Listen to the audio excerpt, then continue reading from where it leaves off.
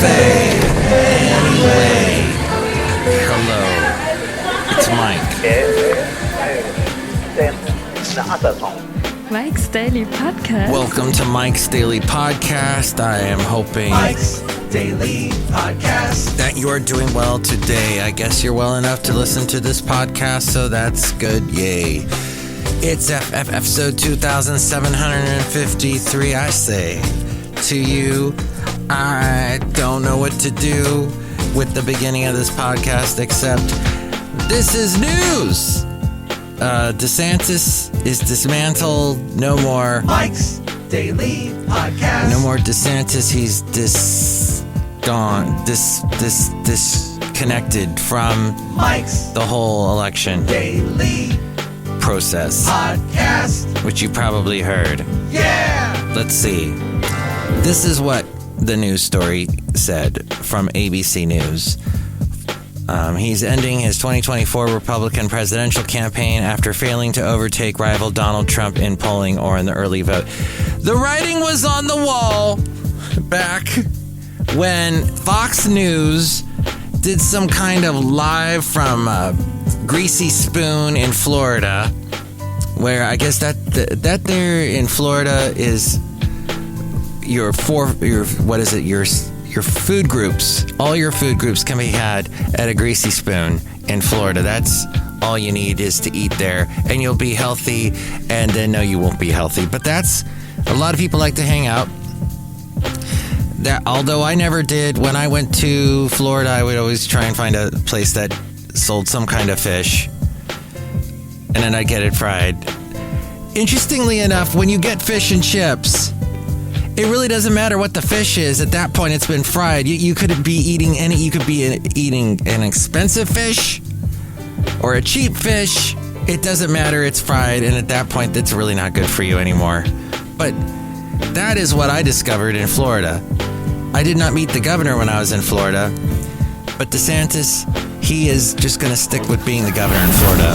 And here's today's podcast picture. For now. The podcast picture is not of DeSantis, thankfully, but it is of the beautiful town of Pleasanton, and the clouds are acting all kinds of weirdness, and there is that happening in the Podcastro Valleyton area of the East Bay, and you can see that cool picture and all my cool stuff. Ooh, and I got other interesting things at MikesDailyPodcast.com, including pictures of the late great Basil the Boxer. What a fantastic dog. And there is a new playlist that you can play. You can click on it and listen to music that I have found from decades ago to recent songs that you're not hearing on the radio, and you need to hear because it's a welcome change from everything you're hearing on the radio. So check that out at MikesDailyPodcast.com. Now, DeSantis made the announcement in a video posted to social media Sunday with less than 48 hours until voting in New Hampshire's primary, the second state in the nominating race. And he did okay in Iowa in that he came in second. He beat Nikki Haley. And Nikki Haley is thinking she's going to be able to overtake Trump with this here upcoming New Hampshire primary. We'll see if that happens, but I'm hearing lots and lots of Haley on the air. But we don't have a clear path to victory, DeSantis said in the video, which was filmed in the lovely state of Florida. He then endorsed Trump, a primary opponent whom he has increasingly criticized on the trail. That is interesting because you would not think, with all the times Trump called him desanctimonious, that there would be any good blood between the two. But he has just jumped right into it. He wants the Republicans to win. He says, it's clear to me that a majority of Republican primary voters want to give Donald Trump another chance. Oh, and back at that Greasy Spoon diner. Fair and unbalanced. Fox News. This was months ago, probably even a year ago, because we've had to endure a year of DeSantis campaign trail First, it was all that time. Is he? Won't he? Will he? Won't he? And we waited and waited and knew that he would. And then he did. And then it was just when he did. Just not out of the gate very good. So he then, they're in the diner.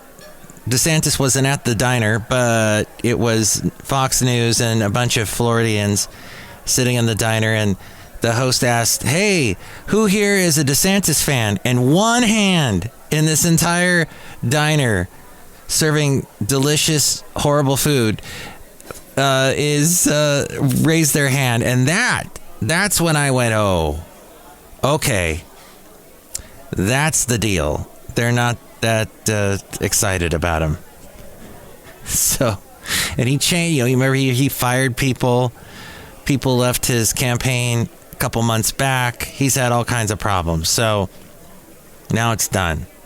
He says, it's clear to me the majority of Republican primary voters want to give Donald Trump another chance. While I've had disagreements with Donald Trump, such as the coronavirus pandemic and his elevation of Anthony Fauci, Trump is superior to the current incumbent Joe Biden.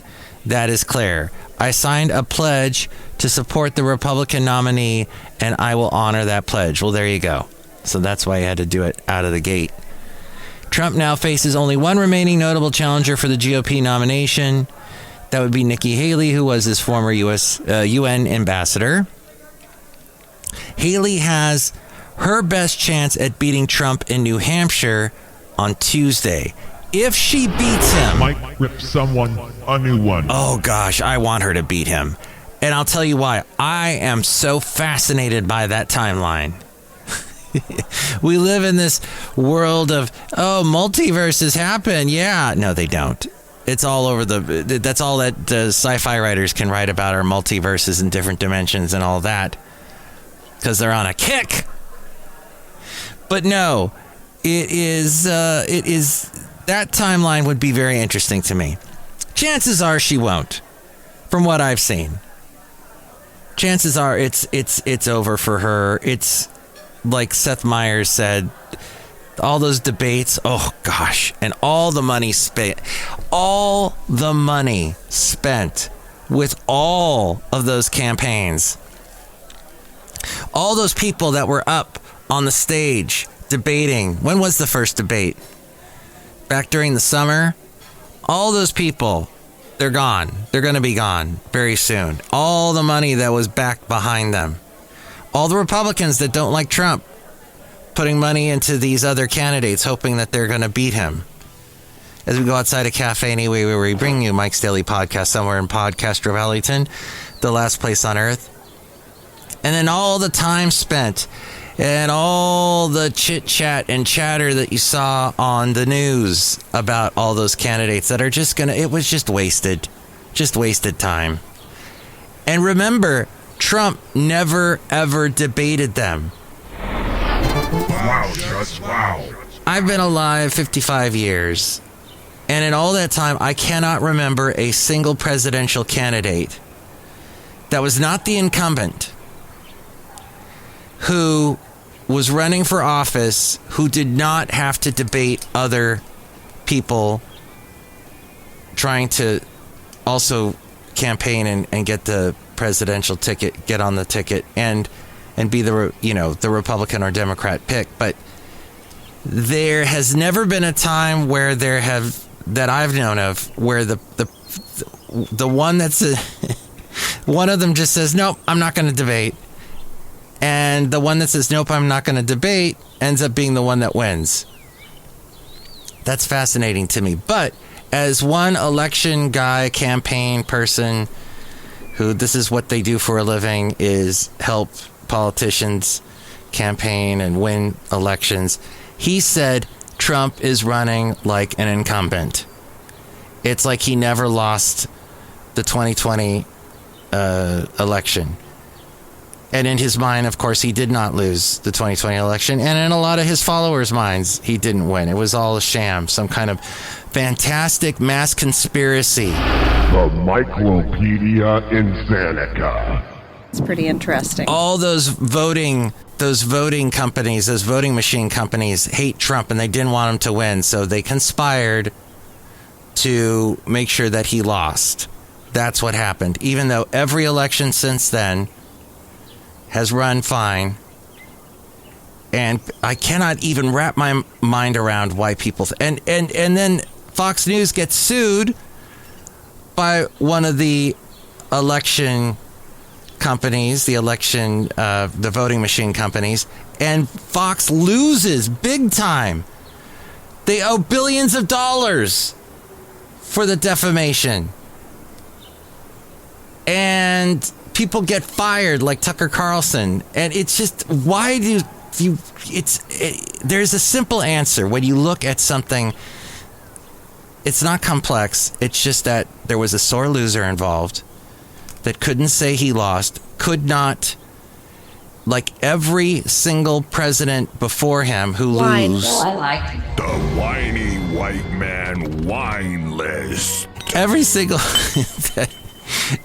president before him, they would do their concession speech and they'd call and they'd congratulate the winner. Well, Trump never did that, which is a horrible example to the kids today. If you lose a soccer game out on the field, you don't, do that thing where they go by and they shake each other's hands.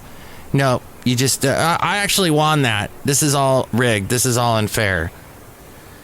And here's the president of the United States, a sore loser. Wow. Well, the timeline that I'm thinking of probably won't happen. But if it does, it'll be very interesting if Nikki Haley wins. I can't. Don't call me a Democrat, don't call me a Republican, but I do not like sore losers. But if you get offended, that's the way the cookie crumbles. No. That's what everyone's talking about. Or not. Maybe they're talking about Reese Witherspoon and her fantastic new snow recipe. No, not cocaine. What's the cliche of the week? What's the cliche of the week? What's the cliche of the week? What's the cliche of the week? She took snow off of the top of her car, this according to The Hollywood Reporter. She did like a TikTok video, which is always full of great advice, TikTok. Dang, always getting people to do really smart things. What's the cliche of the week? What's the cliche of the week? What's the cliche of the week? What's the cliche of the week? As in, TikTok is telling people to do these TikTok crazes, these TikTok challenges, whatever you want to call them, end up being very detrimental to people. But she shared a video of her making what is called a snow salt chocochino. In the footage, she scooped up some snow into a coffee mug. Oh, she took the coffee mugs, scooped up the snow. Everybody make some noise! Woo!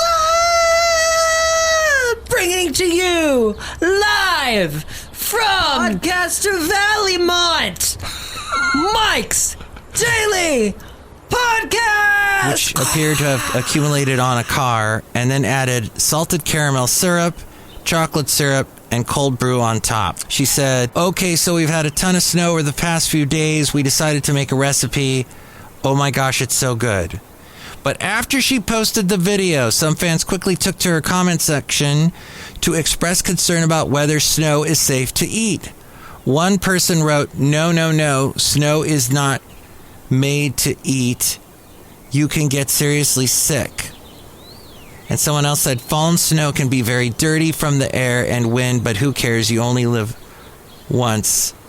I remember eating snow as a kid. Well, Reese Witherspoon declined to live by the motto, or she decided to live by the motto, you only live once. In a follow-up video, she said, okay, so we're kind of in a category of you only live once, and it snows maybe once a year here. I don't know. I also want to say something. It was delicious. It was so good. Well, there. That is... Just take everything you see on TikTok with a grain of salt. Which, in England, they don't say that expression that way. They say, take it with a pinch of salt. Mike's absolutely useless review. All right, let's go. The British created on BritBox and a BritBox original. There's a documentary about Cary Grant. I had no idea. Oh, it's not a documentary. It is a drama. It is a 4-episode miniseries about Cary Grant's life, basically, but particularly his marriage to Diane Cannon and the daughter they had. He didn't want to have kids. He had been married 3 times by the time he got married to Diane Cannon. He didn't want to get married again because he had failed 3 times in love, he said. So with Diane Cannon, she wanted to get married, and he didn't want to lose her, so he married her, and they had a daughter. And then Diane Cannon and him got divorced. But he stayed in touch with the daughter. He helped raise the daughter. And he passed away in 1986. I didn't realize. He had a stroke. And then, interestingly enough, she later on became a producer and worked with ITV to create this miniseries about him. Diane, based on a book that her mom wrote. Diane Cannon wrote a book about being married to Cary Grant. And it's fascinating because it's called Archie, because Cary Grant's real name was Archie Leach. Archie Leach. And some of the dialogue is ridiculous, but...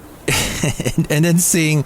I forget the actor's name, Jacob something, and he does an amazing job. He sounds just... Cary Grant accent was so bizarre. He had said that he was from Wisconsin, but it came out that he was really from Bristol, England.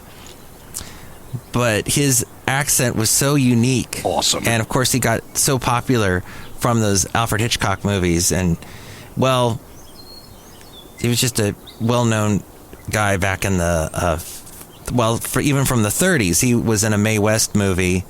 30s, 40s, 50s, 60s, 70s. By the 80s, he was in his 80s, and he was doing these lectures where he'd get up and take any question from the audience.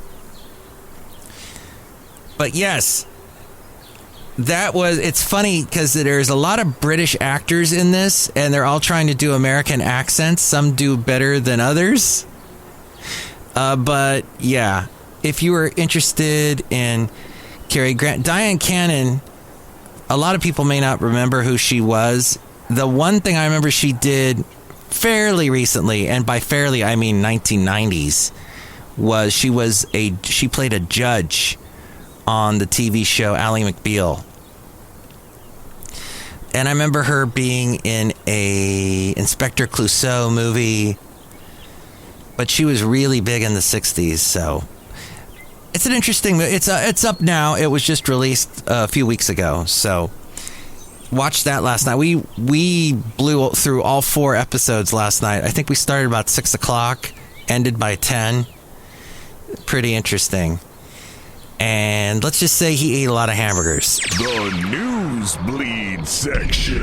But all these British actors that my lovely lady friend and I are used to seeing, because we subscribe to both BritBox and Acorn TV and PBS Masterpiece.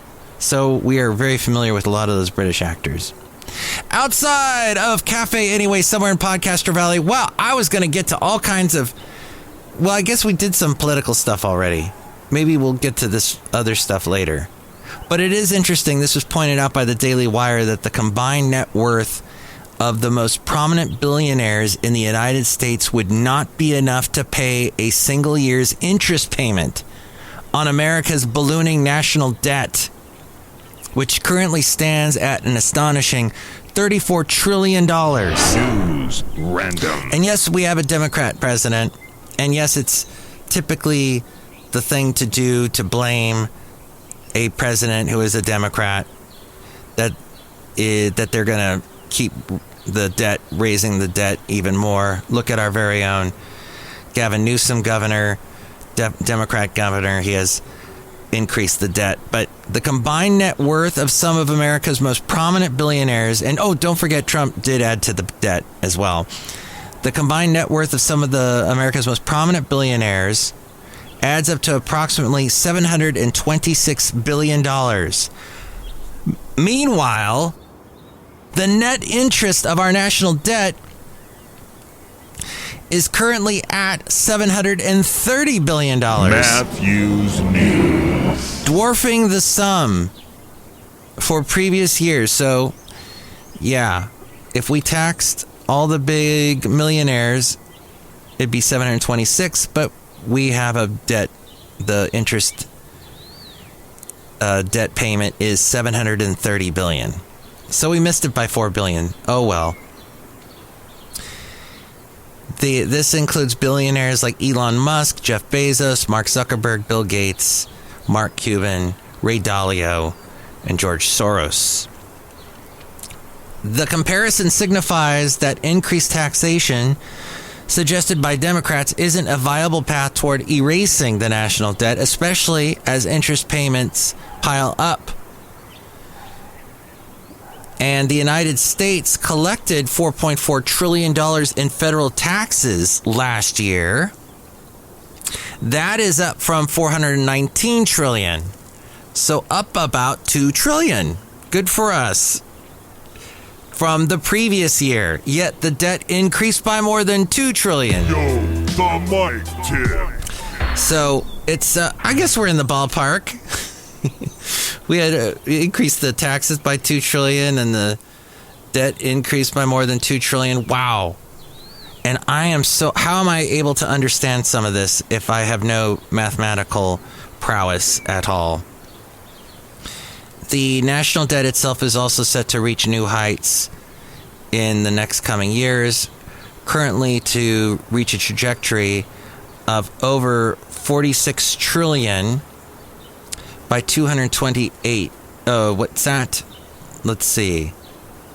To reach over 46. Right now it's at 34 trillion. It's going to go up to 46 trillion by 2028. I see. And that means that every American taxpayer would owe $300,000 in debt. Because each of us is going to be $300,000 in debt if this debt continues. So, hey, let's pile on top of that reparations. Let's just add to the debt that some people will owe more than others. That's interesting. It's depressing. Don't think about it. Why did I bring it up?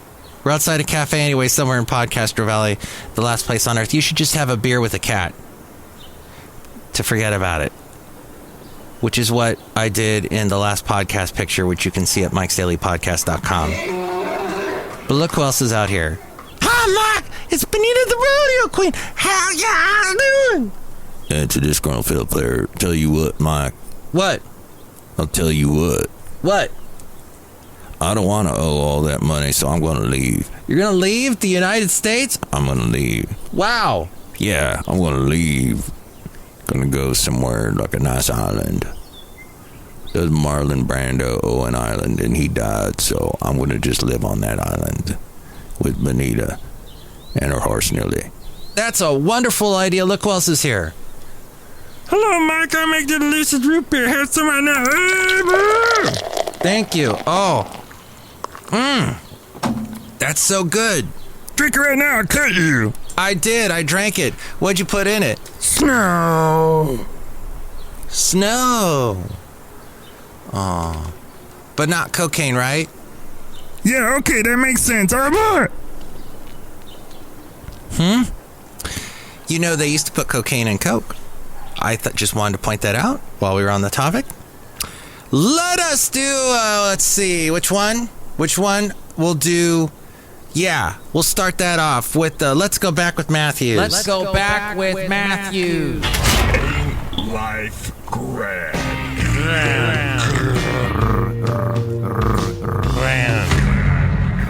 You might be asking, Mike, you are bizarre. You tend to talk into a microphone and things happen. Where did that all come from? When did that all start? Well, I'm glad you asked. or I forced you to ask, but let me tell you that I've been in radio for over 35 years. And that means I have seen some things. I've played some music. I've interacted with some people. In fact, if we go back to almost 30 years ago, let's say 1997 was 30 years ago, even though it was more like 26 or something. But let's go back in time to when I was on a country radio station, and in the late 90s, 97, country was pretty big. It had gotten really big in the early 90s because of Garth Brooks. And then by the late 90s, you had the Dixie Chicks and Shania Twain, Faith Hill. So a lot of females were doing the country thing and crossing over onto the pop charts and all. And I was doing a request show, which I ended up doing for 11 years in Ventura County on KHAY. And it was a show called the Santa Fe Cafe. And a lot of the characters that you hear on Mike's Daily Podcast here at Café Anyway were inspired from those characters. But back then, some interesting things happened. We'd get some interesting calls and these kind of interactions, which I don't think you hear today on the radio much anymore. You don't hear many callers. You don't. It depends. You know who has really taken up the mantle with the interacting with caller type thing? Of course, you got the talk radio and people calling in. I can't stand Trump. I can't stand Biden. I think the laptop was a fake. All that stuff. But you also get like the interactions on the dance stations playing hip hop, playing R&B, playing dance music. That's where you'll hear people call in and you hear some interesting things, especially when they do a contest and, hey, you won. Oh my gosh. Blah, blah, blah.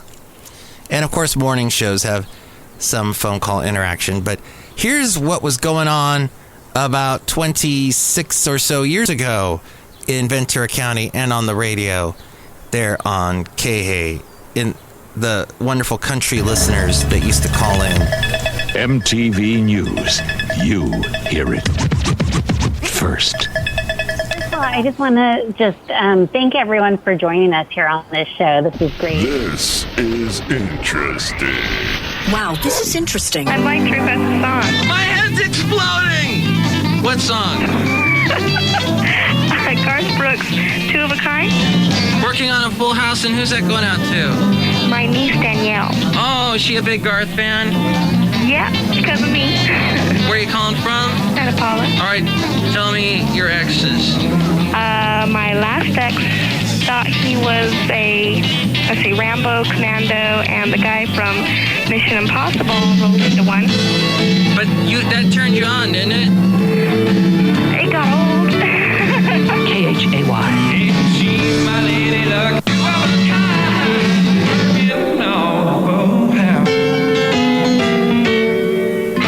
KK Santa Fe Cafe, where you are unique just like everyone else. Yes, I'd like to request a song. Uh-huh. Okay, Amarillo by Morning. I'll be looking at it when they pull that gate. And who's that going out to? That's going out to my brother Brad and all. All right. So, did I ask you already where you're calling from? No? Oh, where are you calling from? Ventura? Okay. Tell us about your ex. It's the X-Files. Do you have an X-File? You don't want to go there. Really? Oh, I'm real serious. Bad story, huh? Oh, no, not bad. It's very good, actually. Really? It's good that I'm, Out of that. I'm out. I'm free. Good for you.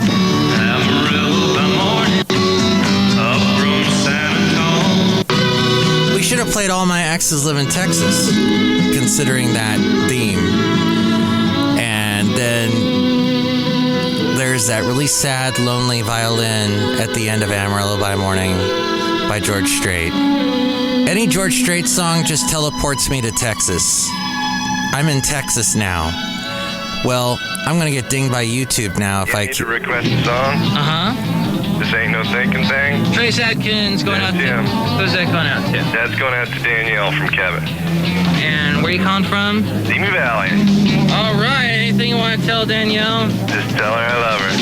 And So now we take you into the X-Files. Uh-oh, no X-Files for me. X-Files in your Simi Valley world. That's no X-Files. Do you run into any X's in Simi? Not really. No? No. Pretty good at that. Staying away from the X's. Yeah? What's your secret? I don't have a secret.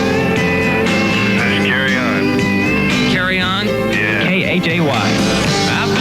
That's what you do. You carry on in Simi Valley. Simi Valley, by the way, Rodney King trial took place there. Mike's scavenger hunt. And they filmed a lot of things, I guess some westerns in Simi Valley. I used to work pretty close to there in Thousand Oaks at KNJO. And I think I have something from there. No, yeah. Okay. We'll get to that. Oh, by the way, the music that was playing underneath me there as I was talking to that guy was Keith Urban. Before he went solo, he was with a band called The Ranch, and they did some amazing stuff. That was an instrumental they did. So, okay, this is from Santa Barbara, and we're going back even further in time. This is definitely over 30 years ago. Santa Barbara had a station where we played the top 40. It was called Most Music 197 KHTY, as in hit. You hear the new music first on Most Music 197. That's brand new from U2. Even better than the real thing. The video to that song makes you dizzy. I gotta warn you, okay? We're working on a 50-minute music hour. My name's Mike Matthews with Color House and the Innocent Child on 197. With what? I vaguely remember that song.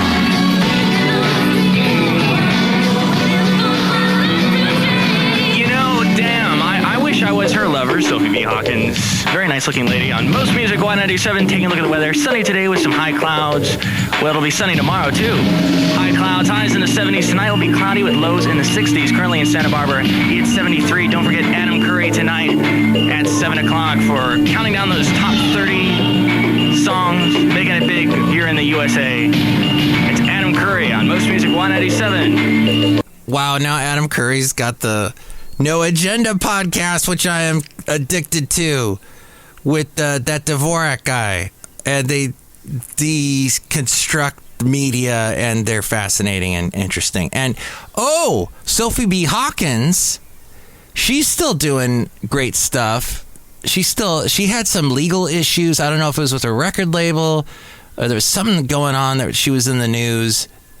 But as far as I know, Sophie B. Hawkins is still making music. But yeah, I'm sure every single male DJ made that same comment that I did back when that song came out.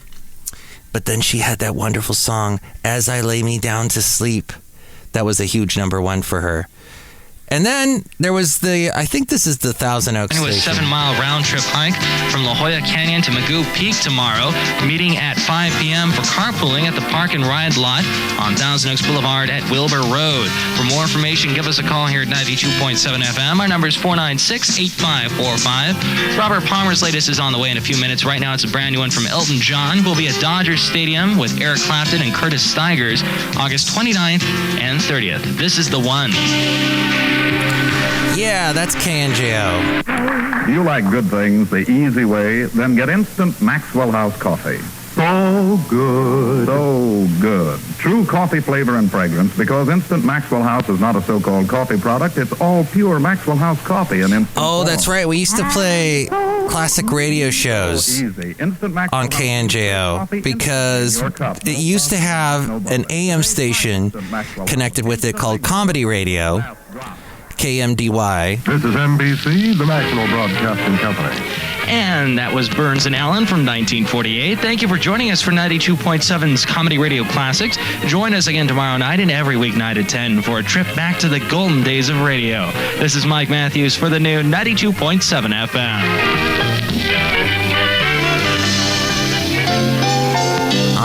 Did you know, by the way, George Burns' agent ended up being Cary Grant's agent? That, according to that series that I watched last night, that mini-series. Okay, one last bit of Let's Go Back with Matthews. We're going way back to the 80s. Yes, to 1988. And I was already working for Y97. I had started out interning, and then they eventually gave me a shift on the overnight. But I was also over at KCSB, which is UC Santa Barbara's radio station. And that is where I met a young Sean Hannity. The first radio shift he ever did was on KCSB.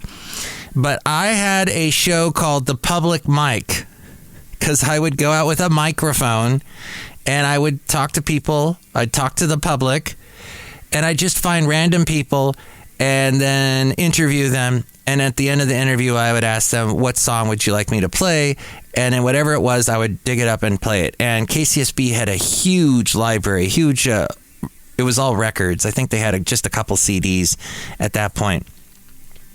But I would plow through all the records, all alphabetically, organized, put in the racks, and I'd pull whatever it was, whatever the record was. Now, this is not the best quality. Right?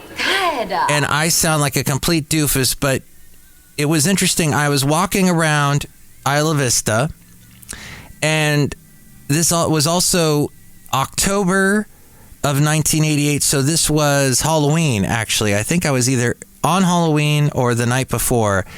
And Halloween in Isla Vista is notorious. There's been riots, there's been murders. Since I went to school there, I left in 1990, but there had been some bad things that happened on Halloween. So bad, in fact, that Isla Vista police had to just shut down Isla Vista on Halloween.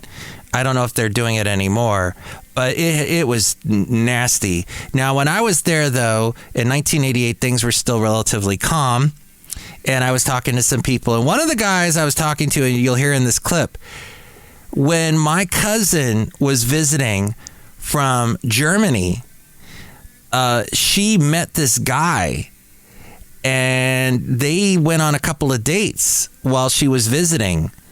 And then she, I don't know if I think she kept in touch with him for a little while, but then they lost contact. I ran into him in 1988 and happened to have this microphone with me. So we talked.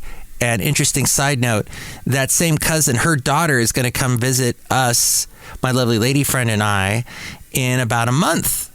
And she's bringing her, actually a month from today, and she's bringing her boyfriend with her. So this, maybe she's going to listen to this podcast and hear this. But here is the former date of her mom, who could have been potentially her Anki, who you hear at the beginning of the podcast say Mike's Daily Podcast. It could have been her dad, but was not. So here we are going to listen to a little bit of that. When I was doing The Public Mic, was the name of the show, on KCBS back in 1988. Buy a bag of apples and a bag of razor blades, and that's all I would buy. And to see the look on the clerk's face was worth $1 million. The Public Mic, of course, does not in any way condone this type of behavior. In fact, strongly advise against it. Anyway, Mr. Miller. Mr. Miller was his name. Yeah, the joke was that he went to the grocery store and bought a bag of apples and razor blades on Halloween. What's interesting is that the only way I was able to record that was I had to get a small radio that could record. I put a cassette in it, and I had to stick it in the dorms because that was the AM station for KCSB, and the only way you could listen to it was in the dorm. So I had to find one of the lobbies and talk to the guy that would check everyone's passes on the way in. I go, can I just leave my radio here and you hit record in about 30 minutes because I'm going to start my show? And he did, and he didn't walk away with the tape, or the radio, and that's why I have that really bad copy of that from eons ago. Cassette copy. The old speech coach that I remember, Jesus, I know, you are very young, and you probably, are you married? I did get married about a month ago. Oh, really? And she's probably a very young lady. Well, that's a stupid question, isn't it? How's the little woman? Yeah, and how's the wife, too, right? But anyway, she's a nice lady. Yes. Okay, back to, what is your favorite alternative song? God, I would say Dave Brubeck's Take 5. Dave Brubeck's Take 5. Okay, I'm getting a lot of weird requests tonight, so I might not be able to find that, but I'll try. I'll be listening. Okay, well, thank you, and I forgot all of your names all at once. Mr. Nameless. Tom Anderson. Tom Anderson. Ross Miller. Ross Miller. And Tony. Tony Cypher, yes. Thank you, and have a great Halloween. Thank you, Mike. Thank you very much. Thank you, Mike. The most incredible thing happened just now. I thought I wouldn't be able to find Dave Brubeck's Take 5. You know, I don't know, because, you know, KCSB has a wide variety of records. They really do, but I think sometimes they don't have them. But this is score one for KCSB. Here it is. Take 5. Dave Brubeck.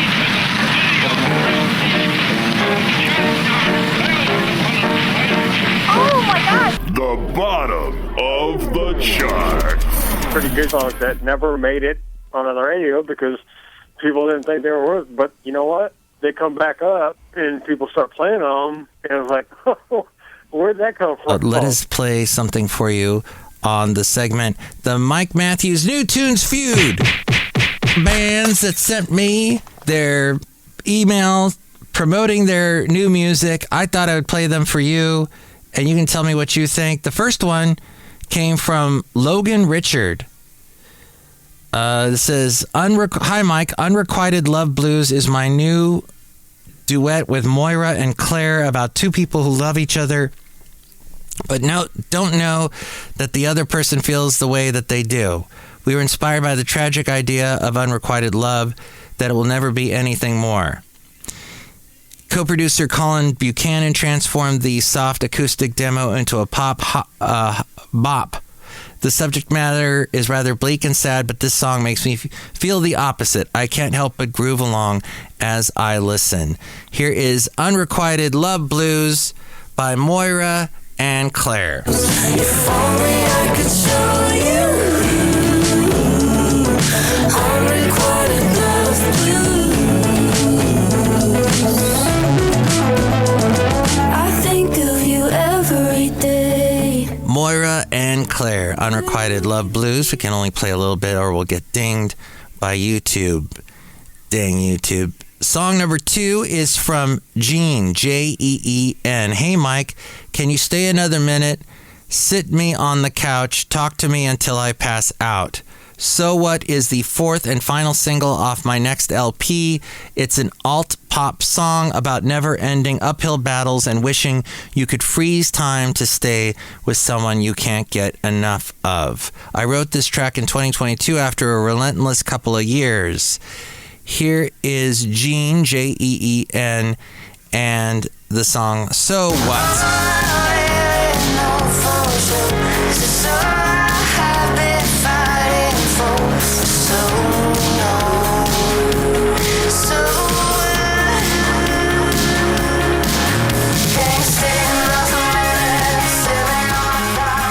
All right, I can't play much more of it, but that's Jean, Jeen, and So What? And the last song is from the Jesus and Mary Chain. They share a new single, Chemical Animal. It is from the new LP Glasgow Eyes. They return with their Jam Cod, established a fresh wave of momentum ahead of the March 8th release of their new album, bringing long-term fans back into the fold and introducing their influential sound to a whole new audience. Here is a little bit of the song called Chemical Animal.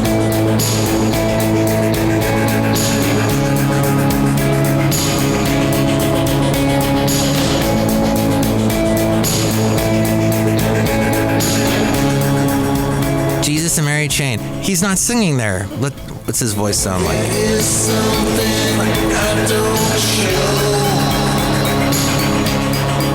All right, there's a little bit of that for you. So which song did you like best out of the 3? Did you like the Logan Richard, or Moira and Claire is actually what that is.